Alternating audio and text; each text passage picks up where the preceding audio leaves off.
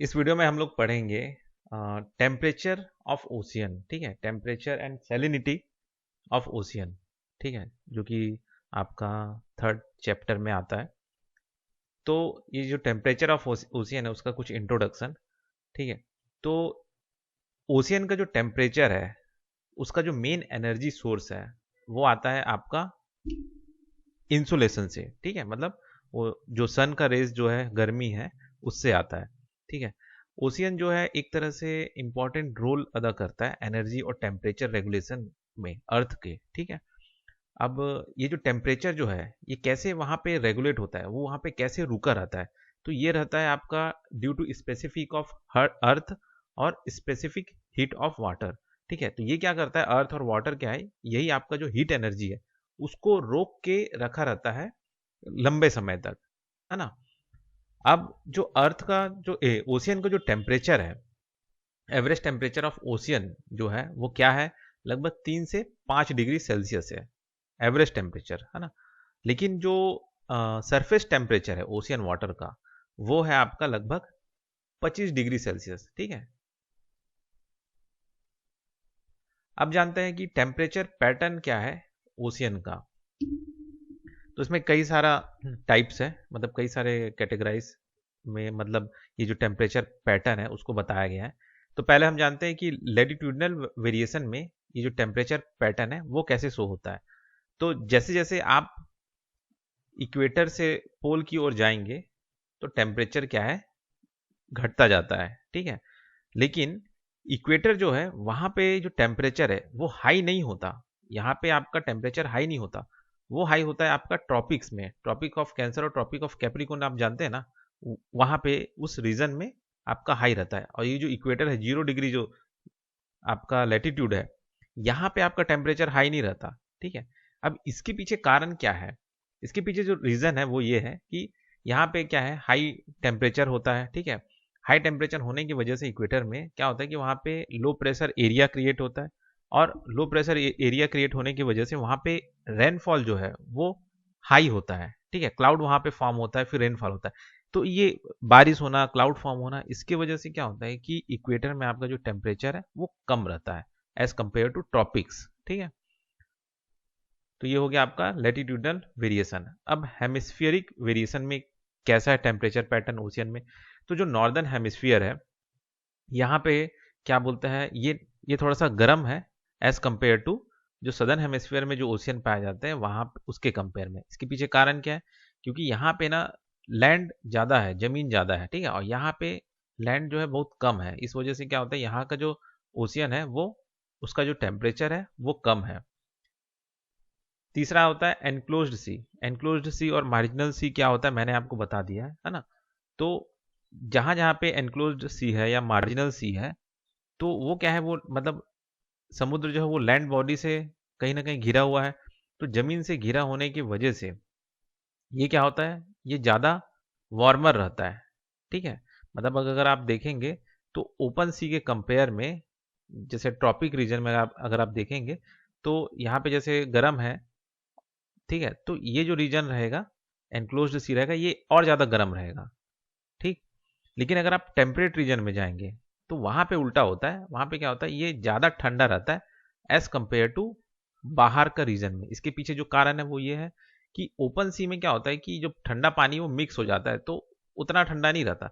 लेकिन ये मार्जिनल सी या क्लोज्ड सी जो है ये घिराया हुआ है, तो इस वजह से क्या, यहाँ पे जो ठंडा पानी है वो ज़्यादा ठंडा रहता है एज कम्पेयर टू बाहर से। ठीक है, तो याद रखिएगा, अगर गर्म गर्म गर्म वाला क्षेत्र है तो यहाँ पे पानी ज़्यादा गर्म रहेगा एज कम्पेयर टू ओपन सी। ठंडा वाला एरिया है तो ठंडा ये ज़्यादा पानी रहेगा एज कम्पेयर टू इसका ओपन सी में, है ना। तो ये हो गया आपका टेम्परेचर ऑफ ओशियन। अब और क्या चीज़ है इफेक्ट करता है, ओशियन करंट।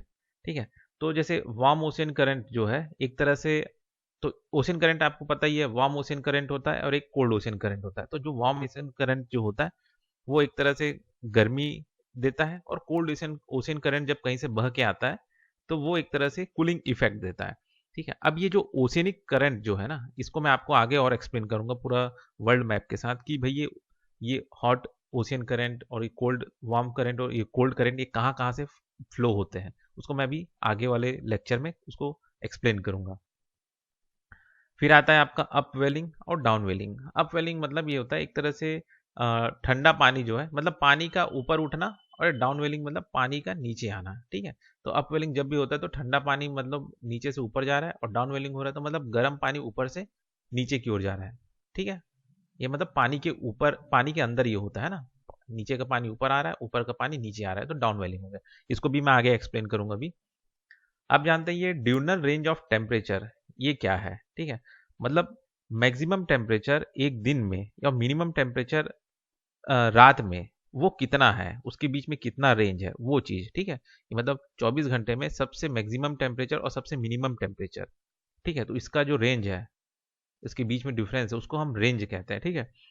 तो ट्रॉपिकल जो वाटर है उसका जो ड्यूरनल रेंज है वो हाई रहता है as compare to equatorial water, ठीक है। मतलब ये जो इक्वेटर रीजन है ना, यहाँ पे जो पानी मिलेगा, यहाँ पे टेम्परेचर रेंज जो होता है वो लो रहता है। और अगर आप ये ट्रॉपिक रीजन में जब देखेंगे, ऊपर और नीचे जो ट्रॉपिक रीजन है, यहाँ पे जो टेम्परेचर रेंज होता है वो हाई रहता है, ठीक है। अब लो होने का जो कारण है इक्वेटर में वो ये है कि वही सेम यहाँ पे ज़्यादा बादल बनता है, फिर पानी गिर जाता है, इस वजह से यहाँ पे जो टेम्परेचर लगभग सेम रहता है, ठीक है। यहाँ पे क्लाउड ज़्यादा बनता है तो यहाँ पे जो टेम्परेचर लगभग सेम रहता है, लेकिन यहाँ पे ज़्यादा क्लाउड नहीं बनता ट्रॉपिक्स में। तो इसकी वजह से क्या है, यहाँ पे एकदम हाई टेम्परेचर रेंज आता है, मतलब दिन में बहुत ज़्यादा गर्मी और रात में थोड़ा ठंडा, ठीक है। ये हो गया। आप जानते हैं ये एनुअल रेंज ऑफ टेम्परेचर क्या होता है। मतलब एनुअल रेंज मतलब साल में सबसे गर्म और सबसे ठंडा दिन, ठीक है, कौन सा है, तो उसमें जो टेम्परेचर डिफरेंस है उसको हम रेंज कहते हैं, ठीक है। तो वो क्या है, वो कहाँ पे ज़्यादा रहता है ओशियन में, ठीक है। तो जैसे बड़ा जो ओशियन होता है, ठीक है, साइज का ओशियन अगर बड़ा है, बिगर है, तो उसमें बेटर मिक्सिंग हो रहा है पानी का, ठीक है। तो जैसे मान के चलिए गर्म पानी है तो वो पूरे बड़े से समुद्र में अगर मिक्स हो रहा है तो वो उतना गर्म नहीं रहेगा। वैसे अगर ठंडा समुद्र है तो ठंडा पानी क्या है, मिक्स होके उतना ठंडा नहीं रहता, ठीक है। तो इससे क्या होता है कि जो बड़ा जो समुद्र है, बिगर ओशियन है, उसमें आपको लोअर एनुअल टेम्परेचर रेंज नजर आएगा। लेकिन जैसे अगर स्मॉलर आपका ओशियन है तो वहाँ पे एनुअल रेंज टेम्परेचर हाई रहेगा, ठीक है। पैसिफिक ओशियन जो है वो लोअर एनुअल रेंज है एज कंपेयर टू किसके, अटलांटिक ओशियन के। क्यों? क्योंकि पैसिफिक ओशियन बड़ा है अटलांटिक ओशियन से, ठीक है। क्योंकि है ना, पैसिफिक ओशियन बड़ा होने की वजह से वहाँ पे जो वाटर है वो मिक्स हो जा रहा है, उसका हीट या जो कूलिंग इफेक्ट है जो भी, वो पूरा मिक्स हो जा रहा है, इस वजह से वहाँ पे जो एनुअल रेंज है टेम्परेचर का वो लो है। अब जानते हैं ये वर्टिकल डिस्ट्रीब्यूशन ऑफ टेम्परेचर क्या होता है। वर्टिकल डिस्ट्रीब्यूशन में क्या होता है कि जैसे ओशियन के अंदर में जैसे जैसे आप नीचे जाते जाएंगे तो उसमें टेम्परेचर का जो डिफरेंस आ रहा है वो क्या है, वो कैसा है, उस चीज़ को हम जानते हैं, ठीक है। तो जो सबसे ऊपर का जो फर्स्ट लेयर होता है वो वो होता है लगभग 500 मीटर तक जो गहराई रहता है, उसको हम फर्स्ट लेयर कहते हैं। इसका जो टेम्परेचर है वो है लगभग 20 से 25 डिग्री सेल्सियस, है ना। उसके बाद आता है आपका 500 से 1000 मीटर नीचे अगर आप जाएंगे, ठीक है, 500 से 1000 मीटर नीचे अगर आप जाएंगे तो ये जो लेयर कहलाता है, ये कहलाता है सेकेंड लेयर, जिसे हम थर्मोक्लाइन लेयर भी कहते हैं, ठीक है। ये जो लेयर होता है ना ओशियन के अंदर, ये पूरा ओशियन के अंदर ही बता रहा हूँ, है ना। तो ये जो लेयर होता है यहाँ पे सडन डिक्रीज ऑफ टेम्परेचर होता है, ठीक है, एकदम झटके से कम होता है ना। उसके बाद आता है आपका थर्ड लेयर जो कि ठंडा रहता है। ये लगभग आपको 1000 मीटर के नीचे नजर आएगा, 1000 मीटर के नीचे रहेगा ये, ठीक है। 1000 मीटर से मतलब ज़्यादा रहेगा ये, उसके बाद आपको डेप्थ में मिलेगा, 1000 मीटर से ज़्यादा डेप्थ मिलेगा थर्ड लेयर, ठीक। तो टेम्परेचर जो है जैसे जैसे नीचे जाते जाएंगे डेप्थ के साथ में, वैसे वैसे आपका टेम्परेचर क्या होगा, कम होगा, ठीक है। अब इक्वेटर में क्या होता है, ठीक है। इक्वेटर में क्या होता है, जो रेट ऑफ डिक्रीज हो रहा है वो तेजी से होता है इक्वेटर में, ठीक है।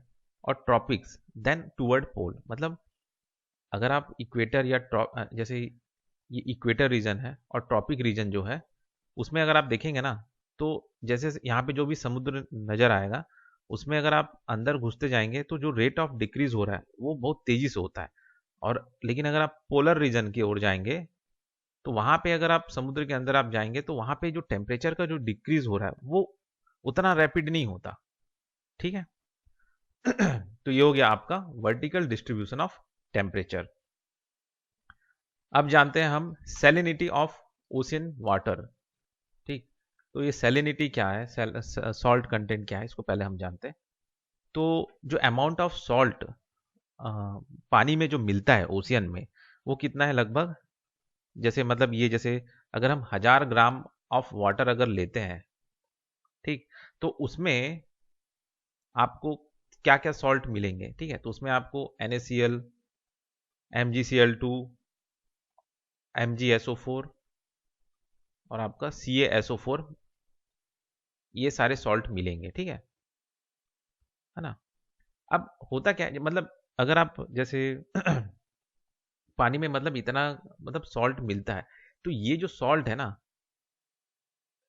ये जितना भी दिखा रहा है, तो इसमें सबसे जो मैक्सिमम रहता है ये NaCl रहता है, उसके बाद ये, फिर उसका ये, फिर इसका ये, ठीक है। तो लगभग ये 78% रहता है, ये लगभग 11% रहता है, ये लगभग 3.5% रहता है, और ये रहता है लगभग 2.5%, ठीक। तो पानी के अंदर इतना सॉल्ट मतलब रहता है। ये जो चीज़ है ये असल में है प्रपोर्शन, ठीक है। मतलब कहने का मतलब ये है, इसको मैं आपको आगे समझाता हूँ। तो इसमें एक चीज़ याद रखिए कि जो सोडियम और जो क्लोराइड है, ठीक है, वो ज़्यादा भारी होता है, इस वजह से ये समुद्र के जो बॉटम है, ओशियन का जो फ्लोर है, उसमें सेटल डाउन हो जाता है, इसको याद रख लीजिएगा।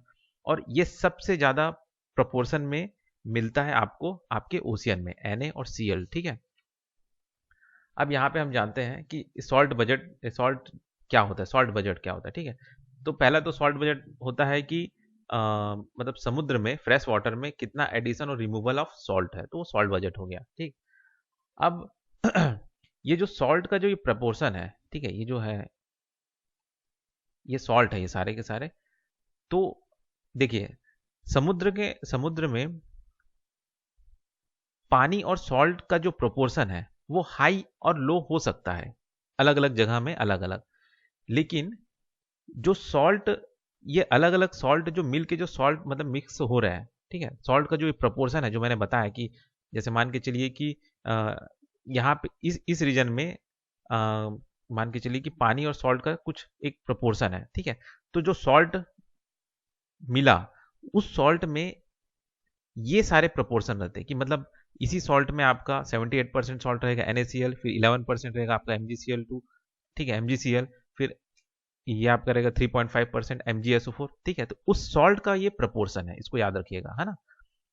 तो आप अलग अलग जगह में जाओगे तो पानी और वाटर का जो प्रपोर्शन है वो हाई लो हो सकता है, लेकिन जो सॉल्ट का प्रपोर्शन है ना, वो सेम ऐसी का ऐसी रहेगा, चाहे आप कहीं पे भी चले जाइए, ठीक है।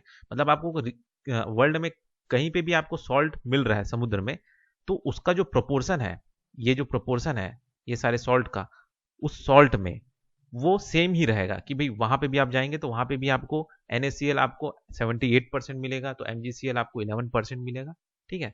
तो ये प्रोपोर्शन हर जगह ओशियन में आपको सेम रहेगा, ये चीज याद रखिएगा। अब जानते हैं ये सोर्स ऑफ सॉल्ट कहाँ से आता है, मतलब सॉल्ट जो है आता कहाँ से ओशियन में। तो ये आता है आपका, जैसे नदी आ रहा है, नदी बहते हुए आ रहा है, तो वो सेडिमेंट कैरी करके आता है, ठीक है।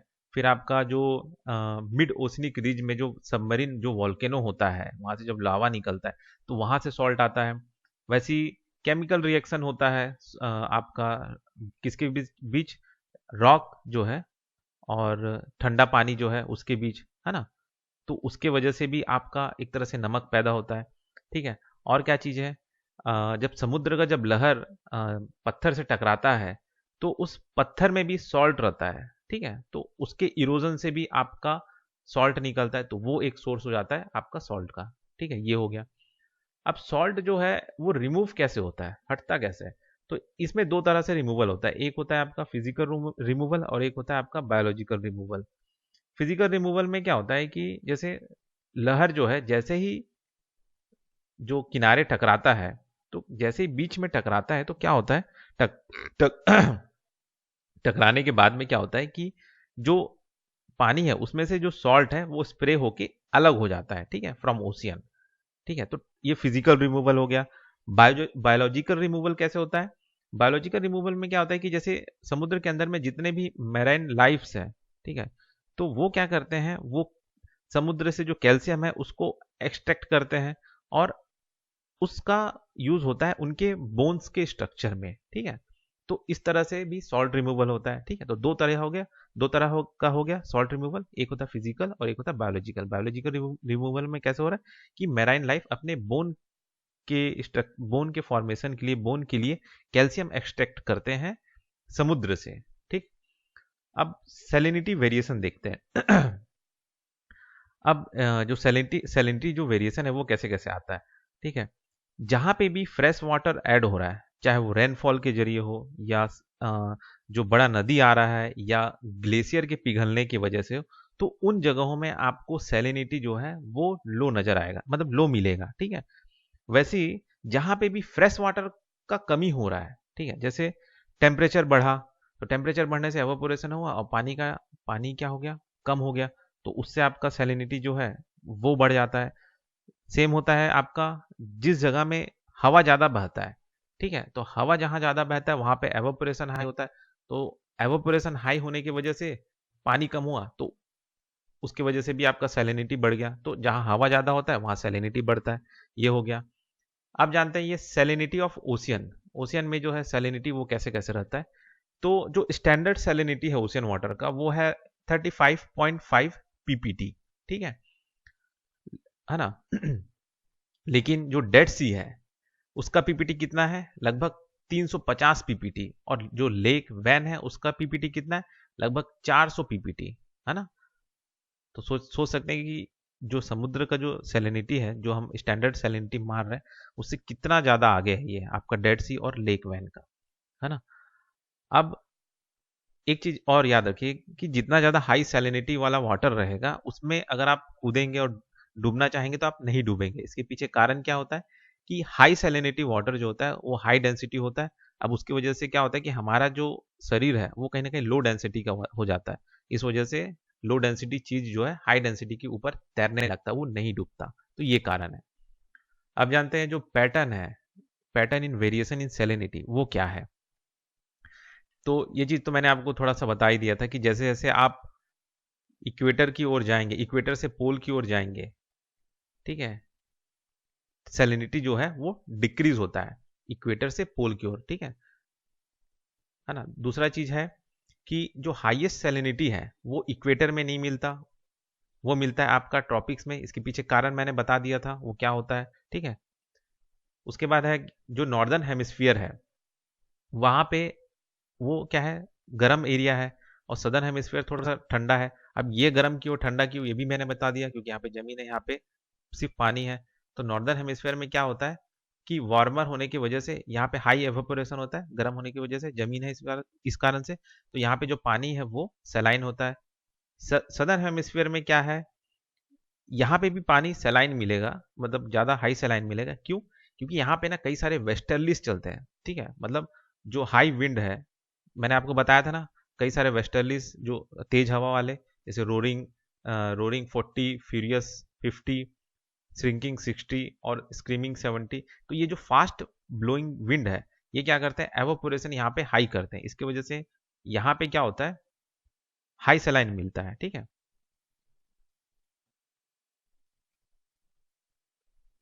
एक मिनट रुक जाइए।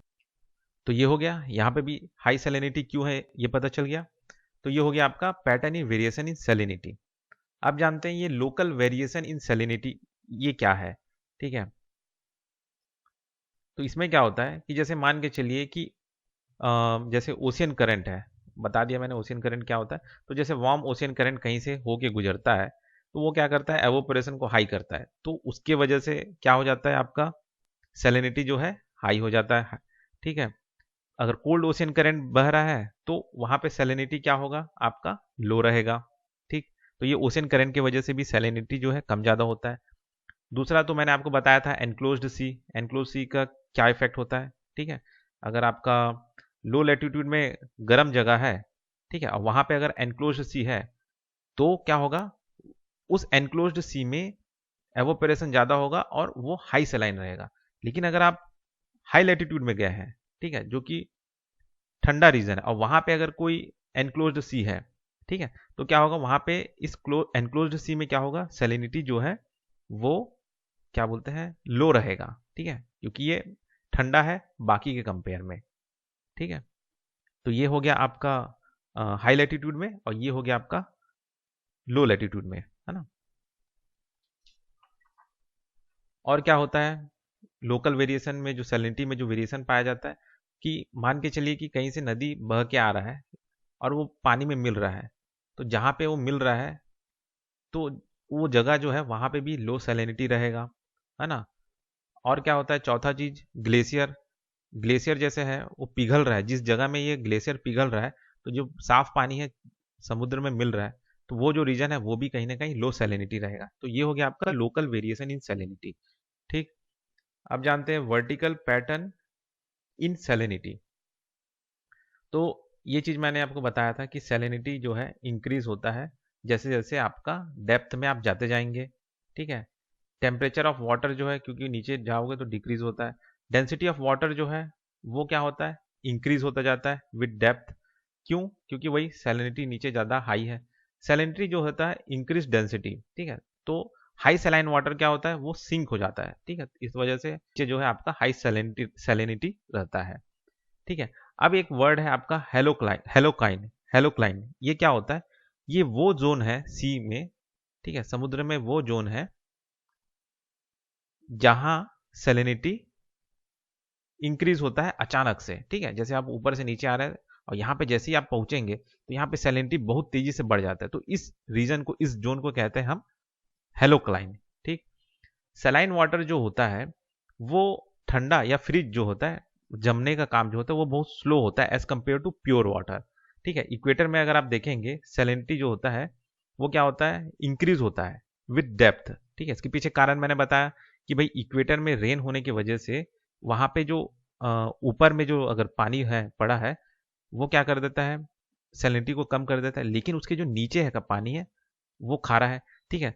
तो क्या होता है जैसे जैसे आप नीचे जाएंगे तो सैलिनिटी इंक्रीज होगा डेप्थ के साथ में, ठीक है, अप टू सम लेयर, कुछ लेयर तक, लेकिन उसके बाद फिर जो सैलिनिटी जो है वो डिक्रीज होने लगता है ना। ये थोड़ा याद रखिएगा, ठीक है। इसके पीछे कारण क्या है कि देखिए पहले ये जो था एवोपोरेशन की वजह से यहाँ पे हाई सैलिनिटी आ गया, लेकिन पानी गिरने की वजह से यहाँ पे, पानी आ जाने की वजह से यहाँ पे लो सलाइन वाटर आ गया, ठीक है।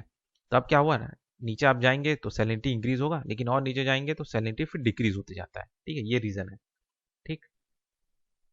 अब इक्वेटर के अगर आप पार जाएंगे तो वहां पे क्या होगा, सैलिनिटी डिक्रीज होगा गहराई के साथ में, ठीक है। मैंने जो इससे पहले बताया था ये इक्वेटर रीजन के लिए बताया था, और इस इक्वेटर के जैसे ऊपर जाएंगे, इधर साइड में जाएंगे, थोड़ा हाई लैटिट्यूड में ट्रॉपिक्स में जाएंगे, तो वहां पे क्या होता है, सैलिनिटी डिक्रीज होता है डेप्थ के साथ में। तो ये हो गया आपका सैलिनिटी ऑफ ओशियन वाटर।